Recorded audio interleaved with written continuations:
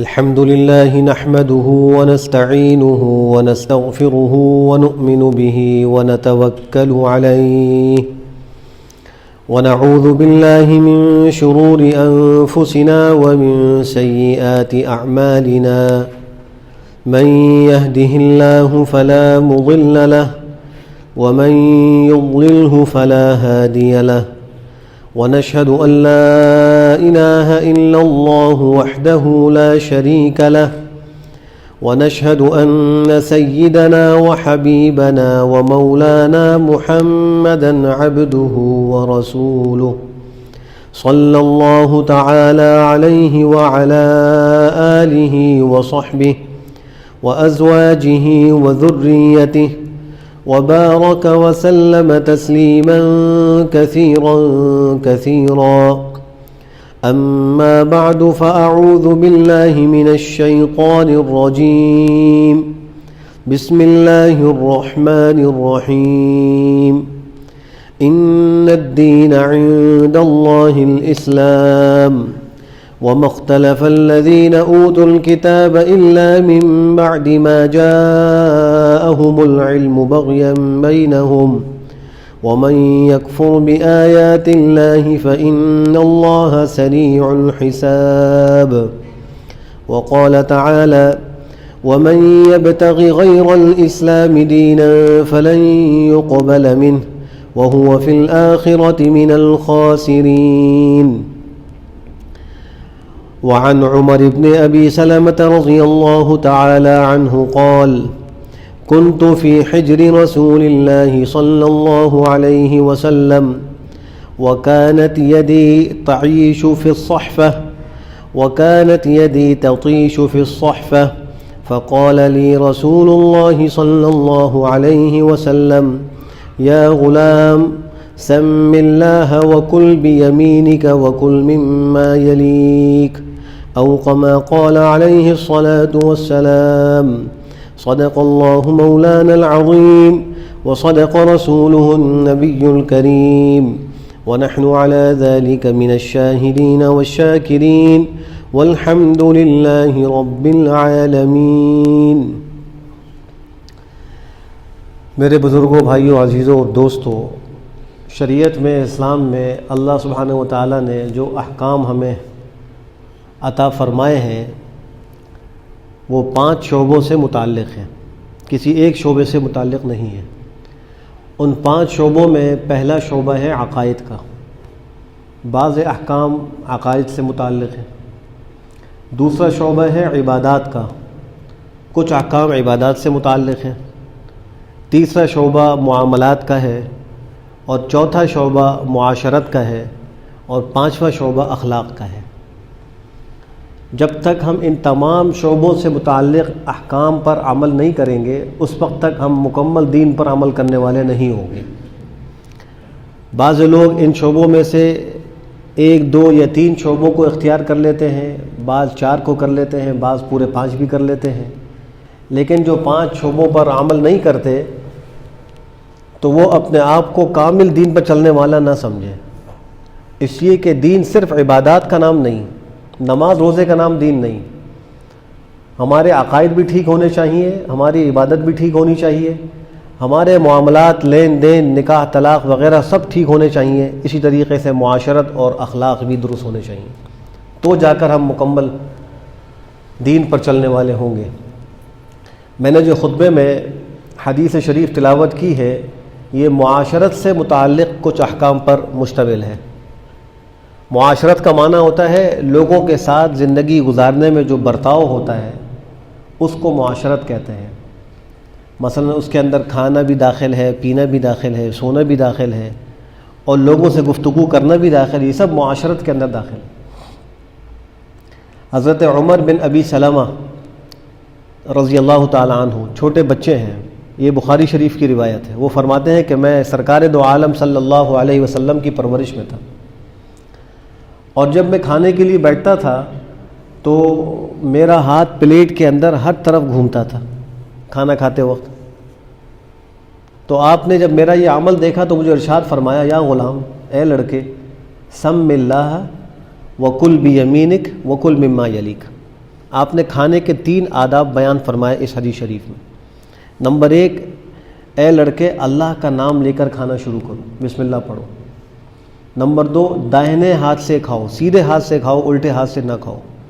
اگر کوئی عذر ہے، مجبوری ہے، کوئی چوٹ لگی ہے، نہیں کھا سکتا تو ایک الگ بات ہے، لیکن اگر سیدھے ہاتھ سے کھا سکتا ہے تو الٹے ہاتھ سے کھانا کھانا خلاف سنت ہے۔ تیسرا ادب یہ فرمایا کہ اپنے سامنے سے کھاؤ، ہر طرف پلیٹ میں تمہارا ہاتھ نہیں گھومنا چاہیے۔ علماء نے ادب لکھا ہے کہ اگر ایک پلیٹ کے اندر ایک ہی قسم کا کھانا ہو تو اپنے ہی سامنے سے کھانا چاہیے، اور درمیان والا جو حصہ ہے اس کو سب سے آخر میں کھانا چاہیے، اس لیے کہ پلیٹ میں جو کھانا ہوتا ہے اس پر اللہ کی طرف سے برکت اترتی رہتی ہے، بالکل درمیان میں اترتی ہے۔ اگر درمیان کا کھانا پہلے کوئی شخص کھا لے تو جو برکت اترنے کی جگہ تھی وہ اس نے ختم کر دی، بقیہ کھانا برکت کے بغیر ہو جائے گا۔ اس لیے کھانا پہلے اپنے سامنے سے کھائے، آہستہ آہستہ آخر میں درمیان سے کھائے، تاکہ پورے کھانے میں اس کو اللہ کی برکت حاصل رہے۔ تو آپ نے 3 آداب بیان فرمائے۔ معاشرت کی کوئی چیز ایسی نہیں ہے جس کو آپ نے صاف انداز میں بیان نہ فرمایا ہو، حتیٰ کہ ایک روایت میں آتا ہے کہ حضرت سلمان فارسی رضی اللہ تعالیٰ عنہ مشہور صحابی ہیں، ان سے ایک یہودی نے ازراہ اعتراض یہ کہا کہ تمہارے نبی تو ہر چیز کی تم کو تعلیم دیتے ہیں، حتیٰ کہ قضاء حاجت کی تعلیم بھی دیتے ہیں کہ وہ کیسے کرنا ہے۔ یہ اس کا کہنا ازروع اعتراض تھا۔ حضرت سلمان فارسی نے اس کے جواب میں کہا کہ بے شک ہمارے نبی صلی اللہ علیہ وسلم ہمیں ہر چیز کی تعلیم دیتے ہیں، حتیٰ کہ قضاء حاجت کا طریقہ بھی بتلاتے ہیں۔ یعنی یہ کوئی اعتراض کی بات نہیں بلکہ ہمارے لیے فخر ہے، اور یہ اسلام کا اور پیغمبر کا ایک معجزہ ہے کہ اللہ سبحانہ وتعالیٰ نے آپ علیہ السلام کے ذریعے سے قیامت تک آنے والے انسانوں کے لیے رہنمائی امت کو فراہم کر دی ہے۔ اب امت کا کام یہ ہے کہ اس پر عمل کرے، اس کو مشعل راہ بنائے۔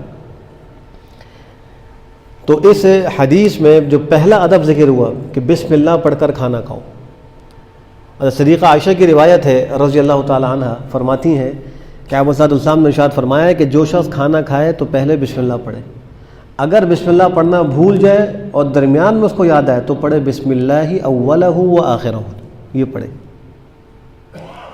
حدیث شریف میں آتا ہے جب کوئی شخص گھر میں داخل ہوتا ہے اور بسم اللہ پڑھتا ہے تو شیطان اپنے چیلوں سے کہتا ہے کہ اب ہمیں اس گھر میں رات گزارنے کی جگہ نہیں ملے گی، چونکہ یہ شخص بسم اللہ پڑھ کر داخل ہوا۔ اور پھر جب وہ کھانا کھانے سے پہلے بسم اللہ پڑھتا ہے تو شیطان اپنے چیلوں سے کہتا ہے اب ہمیں اس گھر میں رات کو کھانا بھی نہیں ملے گا، تو ہمارے لیے نہ یہاں رات گزارنے کی جگہ ہے نہ کھانا ہمیں یہاں ملے گا، لہٰذا یہاں سے چلے جاؤ۔ وہ باہر نکل جاتے ہیں۔ اور جب کوئی شخص گھر میں داخل ہوتے وقت بسم اللہ نہ پڑھے تو شیطان اپنے ساتھیوں سے کہتا ہے کہ آؤ آج ہمیں رات گزارنے کی جگہ مل گئی ہے۔ اور کھانے سے پہلے بسم اللہ نہ پڑھے تو شیطان کہتا ہے کہ آؤ آج کھانے کی دعوت بھی ہو گئی ہے، تو وہ اس گھر میں داخل ہو جاتا ہے اور کھانے میں بھی شریک ہو جاتا ہے۔ اب ذرا سوچئے، جس کھانے میں شیطان شریک ہو اس کھانا کھانے کے بعد کیا دل میں نیکی کے جذبات پیدا ہوں گے؟ کیا اس کو نماز روزے کا خیال آئے گا؟ اور شیطان جب گھر میں آ جائے تو کیا ہم میں کوئی وہ عبادات کا شوق دلائے گا اور ترغیب دے گا؟ وہ تو ہمارے دلوں میں برے خیالات پیدا کرے گا، وہ ہمیں گناہوں پر آمادہ کرے گا اور دل کے اندر وساوس اور خیالات فاسد لے کر آئے گا۔ اس لیے گھر میں داخل ہوتے وقت بھی بسم اللہ پڑھنے کا اہتمام ہو اور کھانا کھانے سے پہلے بھی بسم اللہ پڑھنے کا اہتمام ہو۔ گھر میں داخل ہونے کی ایک زبردست دعا آپ علیہ السلام نے سکھلائی ہے، اور وہ یہ ہے اللہم انی اسألک خیر المولج و خیر المخرج بسم اللہ ولجنا و بسم اللہ خرجنا وعلی اللہ ربنا توکلنا۔ ان دعاؤں کو یاد بھی کرنا چاہیے، ان پہ عمل بھی کرنا چاہیے۔ اس دعا کا مفہوم یہ ہے، اے اللہ میں آپ سے بہترین داخلے کا سوال کرتا ہوں، گھر میں داخل ہوں تو بہترین داخل ہو، گھر میں جاؤں آنکھیں ٹھنڈی ہو جائیں، کوئی پریشانی کی صورتحال میں گھر میں نہ دیکھوں، مجھے کوئی غم لاحق نہ ہو۔ وخیر المخرج، اے اللہ میں آپ سے بہترین نکلنے کا سوال کرتا ہوں، جب گھر سے نکلوں تو بھی خیر کے لیے نکلوں اور میرا سامنا خیر سے ہو، کوئی برائی مجھے نظر نہ آئے۔ کبھی ایسا ہوتا ہے گھر میں داخل ہوتے ہیں اچانک دیکھتے بچے کو چوٹ لگ گئی، کوئی بیماری آ گئی، اب وہ تیزی سے نکل رہا ہے ڈاکٹر کے پاس جانے کے لیے، دوائی لینے کے لیے، تو اس کے نکلنے اور داخل ہونے میں خیر کہاں رہی؟ لیکن جب یہ دعا پڑھ لے گا تو اللہ اس کو ان چیزوں سے بچائیں گے، اس کا داخلہ بھی خیر والا ہوگا، اس کا نکلنا بھی خیر والا ہوگا. اور پھر کہے بسم اللہ ولجنا، اللہ کے نام سے ہم داخل ہوئے، اور بسم اللہ خرجنا، اللہ کے نام سے ہم نکلے، وعلی اللہ ربنا توکلنا، اور اللہ پر جو ہمارا رب ہے ہم نے بھروسہ کیا. کیسی خوبصورت حسین دعا ہے، اس میں ہمارے لیے کتنے فائدے ہیں. لیکن ہم کئی دفعہ گھر میں داخل ہوتے ہیں اور نکلتے ہیں اور یہ دعا نہیں پڑھتے. اگر کسی کو عربی میں یاد نہ ہو کوشش کرے، جب تک یاد نہ ہو تو اس کا ترجمہ ہی پڑھ لے. اے اللہ میں آپ سے گھر میں بہترین داخلے کا سوال کرتا ہوں. گھر سے نکلتے وقت اے اللہ میں آپ سے گھر سے بہترین نکلنے کا سوال کرتا ہوں. اے اللہ آپ کے نام سے میں داخل ہوا، آپ کے نام سے میں نکلا. یہ کوئی مشکل نہیں ہے ترجمہ. تو ان دعاؤں کے اہتمام سے اللہ بہت سی آفات سے انسان کو بچاتے ہیں، مصیبتوں سے بچاتے ہیں. ایک حدیث میں آتا ہے کہ ایک صحابی نے کھانا کھانا شروع کیا اور بسم اللہ پڑھنا بھول گئے. آپ علیہ السلام بھی سامنے تشریف فرما تھے، وہ کھانا کھاتے رہے. جب ان کے کھانے کا ایک لقمہ رہ گیا تو ان کو یاد آیا کہ میں نے تو بسم اللہ نہیں پڑھی. فوراً انہوں نے کہا بسم اللہ اولہ و آخرہ، آخری لقمہ تھا. جب یہ دعا انہیں پڑھی تو آپ علیہ السلام ہنس پڑے. فضحک النبی صلی اللہ علیہ وسلم، اور جو صحابہ موجود تھے انہوں نے پوچھا کہ آپ کے ہنسنے کی کیا وجہ ہے؟ آپ نے فرمایا کہ اس آدمی نے جب کھانا شروع کیا تو بسم اللہ نہیں پڑھی، اس کے کھانے میں شیطان شریک ہو گیا تھا، وہ کھاتا رہا. جب آخری لقمہ بچا اور اس نے بسم اللہ اولہ و آخرہ پڑھا تو شیطان نے جو کچھ کھایا تھا وہ سارا قے کر دیا اور وہ چلا گیا یہاں سے کہ یہ کھانا تو اب میرے لیے نہیں ہو سکتا. بسم اللہ اولہ و آخرہ کا مطلب یہ ہے اللہ ہی کے نام سے، اولہ اس سے پہلے اور اس کے بعد میں، یعنی شروع میں بھی اللہ کا نام، آخر میں بھی اللہ کا نام. جب کسی چیز پر اللہ کا نام لے لیا جائے تو وہاں شیطان کو کوئی دسترس حاصل نہیں ہوتی اور وہ شخص شیطان کے شر سے محفوظ ہو جاتا ہے. اسی طریقے سے حدیث میں یہ بھی حکم ہے جب رات کو گھر کا دروازہ بند کرو بسم اللہ پڑھ کر بند کرو. شیاطین گھر میں داخل نہیں ہوں گے، شریر جنات گھر میں داخل نہیں ہوں گے، انسان کو ڈر و خوف کوئی لاحق نہیں ہوگا. برتن کو ڈھکو بسم اللہ پڑھ کر ڈھکو. رات کو جب سو تو برتن کے اوپر کوئی ڈھکنا رکھ کر سو. کھلے منہ کا برتن کھلا ہوا نہ ہو، پانی کھانا وغیرہ کھلا نہ رکھا ہو، اس پہ کوئی چیز ڈھکی ہوئی ہو. یہاں تک فرمایا کوئی ڈھکنے کی چیز نہ ہو تو ارزن کوئی لکڑی رکھ دو، اس کے چوڑائی میں ایک کوئی لکڑی رکھ دو پورا. اگر تم نہیں ڈھک سکتے کوئی چیز نہیں ہے کم سے کم یہ رکھو، تو اس سے وہ کھانا یا وہ چیز شیطانی اثرات سے، مصائب اور بلاؤں سے محفوظ ہو جاتی ہے. بہرحال آپ نے یہ تلقین کی ہے کہ جب کھانا شروع کرو بسم اللہ پڑھ کر شروع کرو. یہ کھانے کا پہلا ادب معلوم ہو رہا ہے. اب آپ دیکھیے کہ بسم اللہ پڑھنے میں حکمت کیا ہے. ایک تو اس کھانے کے اندر عبادت کا معنی پیدا کرنا ہے. انسان بھی کھانا کھاتا ہے، اس میں مسلمان بھی کھا رہا ہے اور کافر بھی کھا رہا ہے، دونوں کے کھانے میں کوئی فرق نہیں ہے. جانور بھی کھا رہا ہے، انسان بھی کھا رہا ہے. لیکن جب مسلمان بسم اللہ پڑھ کے کھاتا ہے تو اس کا یہ کھانا عبادت بن جاتا ہے. جانور کا کھانا عبادت نہیں، کافر کا کھانا عبادت نہیں، لیکن مسلمان کا کھانا بسم اللہ کی برکت سے وہ عبادت بن جاتا ہے. دوسری اس میں حکمت یہ ہے کہ اللہ سبحانہ و تعالیٰ کی معرفت کا ایک دروازہ اس میں کھلتا ہے. جب ہر کام سے پہلے وہ بسم اللہ کا اہتمام کرے گا تو اس کے دل میں یہ ایک عزم اور ایک سوچ پیدا ہوگی کہ جو کچھ ہو رہا ہے اللہ کی توفیق سے ہو رہا ہے، میرا اس میں کوئی کمال نہیں. اگر کھانے کو دیا ہے تو اللہ کا فضل ہے، میں کھا رہا ہوں تو اللہ کی نعمت ہے، اس کی توفیق ہے، میرا کوئی کمال نہیں. تو جب ہر عمل پر وہ بسم اللہ پڑھ رہا ہوگا تو اس کو اللہ کی معرفت حاصل ہوگی اور ہر وقت وہ اللہ کی طرف رجوع کرنے والا شمار ہوگا. انسان ذرا سوچے کہ ہم جو گندم کی روٹی کا ایک نوالا توڑ کر منہ میں ڈالتے ہیں اور چند سیکنڈوں میں اس کو چبا کر معدے میں اتار لیتے ہیں، اس ایک لقمے کے لیے کتنے لوگ اور کتنی مخلوق مصروف عمل رہی. سب سے پہلے دیکھیں کہ ایک کسان نے زمین کو کئی دن تک ہل چلا کر ہموار کیا، اس کے بعد پھر اس نے اس میں بیج ڈالا. بیج ڈالنے کے بعد بھی کئی دن گزرے، اس کو پانی وغیرہ لگاتا رہا، جو اس کی ضروریات ہیں وہ اس کا اہتمام کرتا رہا. اللہ کی قدرت سے ایک کمزور کونپل وہ اتنی سخت زمین کے اندر سے زمین کو پھاڑ کے باہر نکل آئی کہ وہ کونپل اتنی کمزور ہے کہ چھوٹا بچہ اس کو پکڑ کے مسے تو وہ مسل جائے اور وہ ختم ہو جائے. لیکن سخت زمین کو اللہ کی قدرت سے وہ پھاڑ کر اوپر نکل آتی. پھر وہ کونپل پودا بنتی ہے اور پھر پودے سے وہ درخت بنتا ہے یا وہ کھیت تیار ہوتا ہے. پھر اس کھیت کو پکنے کے لیے سورج صبح طلوع ہو رہا ہے اور شام کو غروب ہو رہا ہے، اس کی روشنی اس درخت کو، پھل کو اور کھیت کو مل رہی ہے، رات کو ستاروں کی روشنی اور چاند کی نورانیت اس کو حاصل ہو رہی ہے، یہ مخلوق بھی اشرف المخلوق کے کھانے کے لیے اس کی خدمت میں مصروف ہے۔ 6 مہینے گزرنے کے بعد وہ کھیت تیار ہوتا ہے، کسان اس کو کاٹتا ہے، کاٹنے کے بعد اس کو تھریشر میں ڈال کر بھوسا الگ کرتا ہے، اس کا بیج الگ کرتا ہے، پھر اس کو چکی میں پیسا جاتا ہے، پھر وہ کئی دفعہ فروخت ہو کر آٹے کی شکل میں پتہ نہیں کہاں کہاں سے ہو کر ہم تک پہنچتا ہے۔ گھر میں خواتین اس کو آٹا گوندتی ہیں، روٹی پکاتی ہیں اور ہم ایک لقمہ کھاتے ہیں۔ انسان سوچے کیا میں ان تمام لوگوں کو اس خدمت پر لگانے کی طاقت رکھتا ہوں؟ کیا سورج، چاند اور یہ ستارے اور یہ سارے کسان اور مخلوق کہ میری قدرت میں یہ ہے کہ میں ان سب کو اس کام میں لگا دوں، یہ میرے خادم بن جائیں؟ یہ تو صرف اللہ کے فضل سے ہو رہا ہے۔ تو بسم اللہ کیوں نہیں وہ پڑھتا؟ یہ کیوں نہیں کہتا کہ بسم اللہ اللہ کے نام سے؟ یہ اللہ ہی کھلا رہا ہے، سارا کام اللہ نے کرایا، اتنا بڑا نظام چل رہا ہے، ایک لقمے کے لیے اتنا بڑا نظام، ایک لقمہ 6 مہینے میں تیار ہو رہا ہے اور ہم اس کو 6 سیکنڈ کے اندر کھا کے ختم کرتے تھے، اللہ کا نام بھی نہ لیں ہم اس میں۔ دوسرے، انسان کو اپنی زندگی کے اعمال میں زاویہ نگاہ کو تبدیل کرنے کی ضرورت ہے۔ ایک یہی کھانا کئی عبادتوں کا مجموعہ بن سکتا ہے صرف زاویہ نگاہ کی تبدیلی سے۔ ویسے تو یہ ایک مادی عمل ہے، انسان کو بھوک لگتی ہے وہ کھانا کھاتا ہے، مادی عمل ہے، لیکن ذرا ہم یہ سوچیں کہ اس مادی عمل میں بھی اگر زاویہ نگاہ تبدیل ہو تو یہ کئی عبادتوں کا مجموعہ بنے گا، ایک عبادت نہیں۔ مثال کے طور پہ ہم یہ سوچیں کہ یہ کھانا، خود نفس سے کھانا، یہ اللہ کی کتنی بڑی نعمت ہے،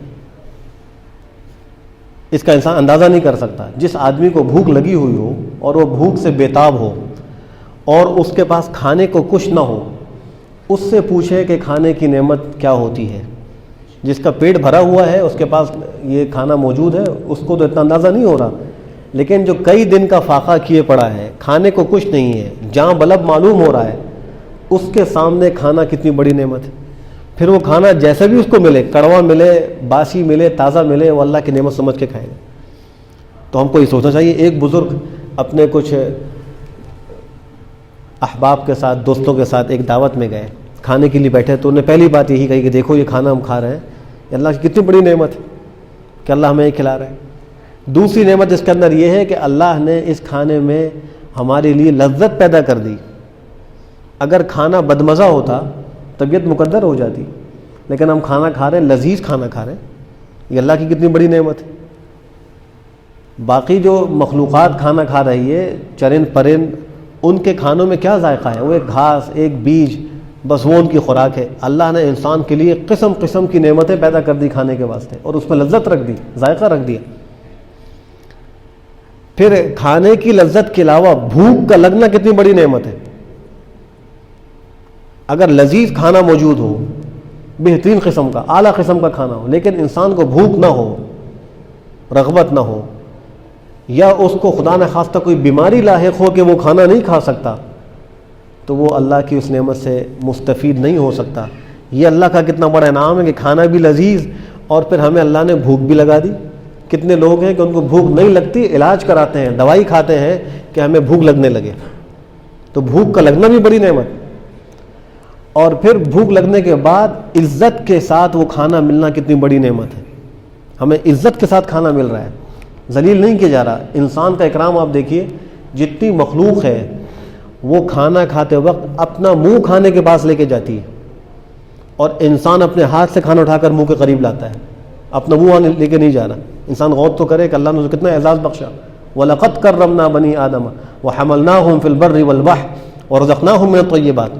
تحقیق ہم نے بڑا اعزاز بخشا ہے بنی آدم کو، ہم نے اس کو خشکی اور سمندروں کے اندر سفر کرایا ہے، ہم نے اس کو پاکیزہ چیزیں کھانے کو دی ہیں، اور کھانا بھی اعزاز کے ساتھ دیا ہے۔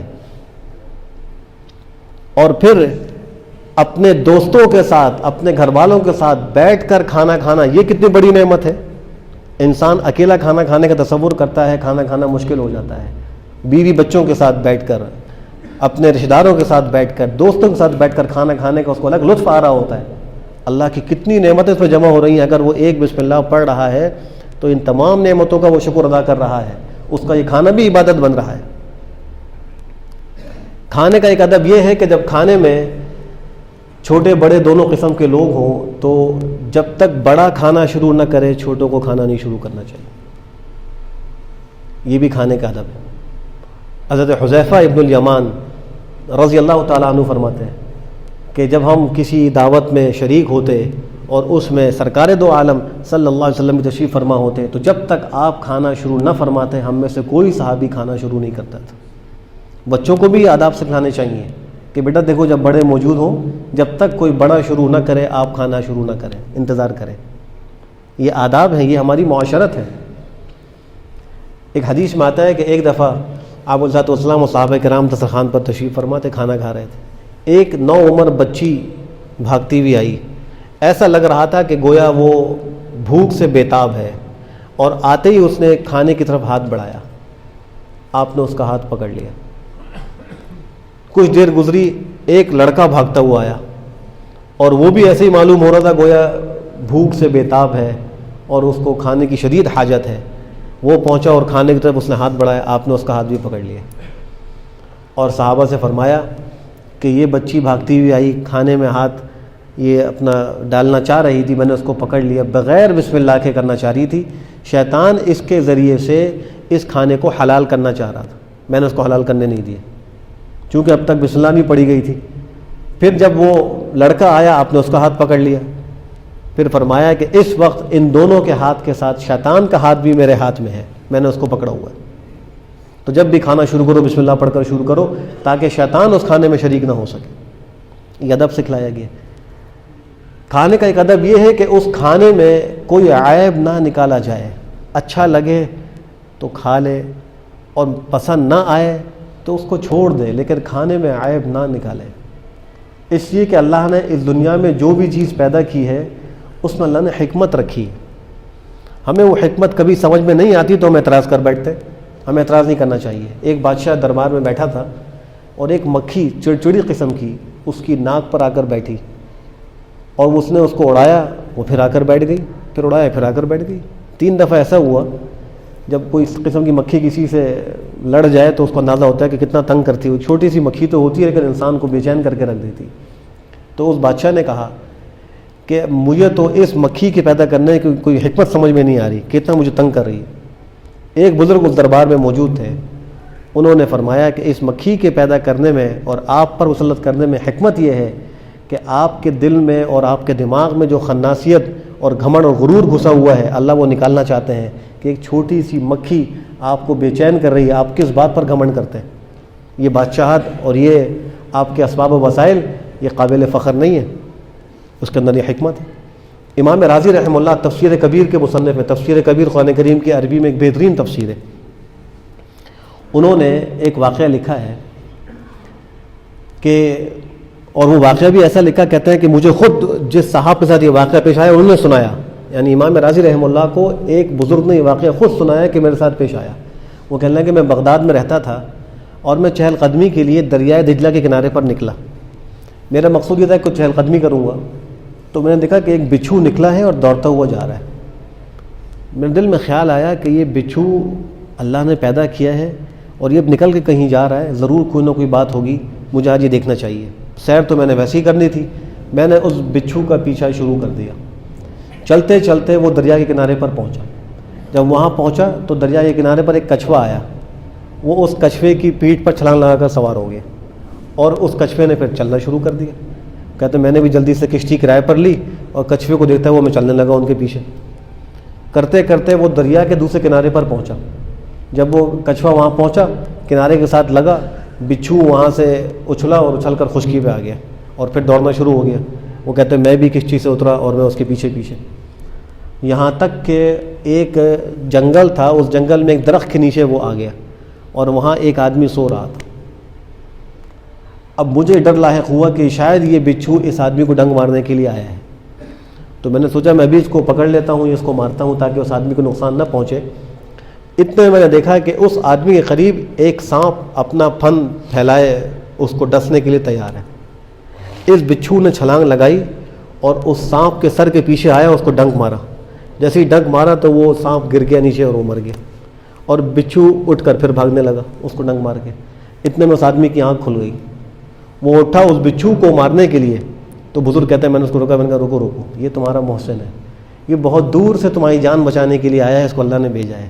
ایک سانپ تم کو ڈسنے کے لیے تیار تھا، جو سانپ مرا ہوا ہے یہ تمہیں ڈسنے کے لیے تیاری کر رہا تھا، اللہ نے دریا کے اس کنارے سے اس بچھو کو بھیجا ہے، پتہ نہیں کہاں سے چلتا ہوا آیا، میں اس کے پیچھے پیچھے آ رہا ہوں، اس نے سانپ کو مارا اور واپس چلا گیا۔